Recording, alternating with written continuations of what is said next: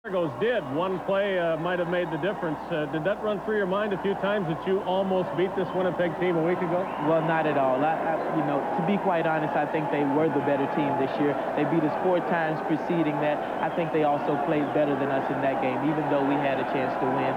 And they are the Grey Cup champions, I do believe. Well, they definitely are the Grey Cup champions and the best team, I believe. This is great, of course, and if they'd won by 1 point, they'd be celebrating like this. How much worse is it for Edmonton to have been beaten so badly? Well, I tell you, sometimes it's better to be beaten badly than to lose by 1, because when you lose by 1 point, you say, if I shoulda, coulda, woulda. It was a decisive win. There'll be no questions in the offseason. Everybody will be ready to just come back next season and prepare to try to go out and get in the Grey Cup again. There's no secret what the Bombers had to do today. They had to beat people like Tracy Ham and Gizmo Williams and Danny Bass and Craig Ellis, the key members of the Edmonton Eskimos.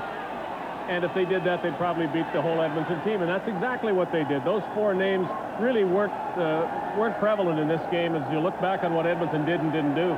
It's unbelievable, their ability all year long to stop who they had to. When they played us, they had to stop Darryl Smith, and they controlled me very well as well. And all year long, no matter who they had to control, time and time again, 5 times in a row against us, 3 times in a row against Edmonton, they just got the job done. There's no other way to explain it.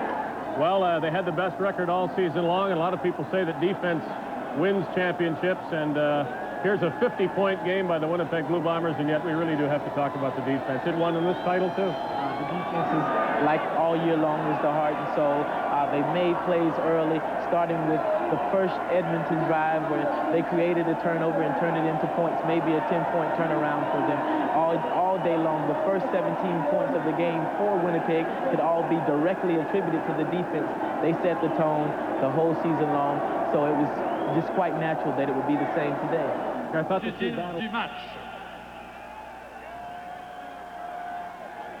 Ladies and gentlemen, under the rules of the Marquess of Queensbury, I'd like to present the most offensive, most valuable player of the game, number 13.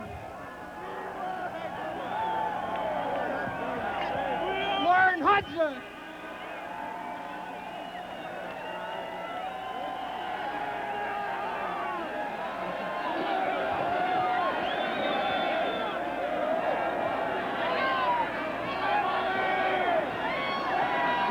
And the Edmonton Eskimos 11. Maybe for a member of the Toronto Argos, 50 points doesn't seem like much, but I think you realize you sat in on something today. More points than we expected, right? Yes, no question about that. And it was a one-sided game featuring 2 quality teams. And I think the season was very much like that.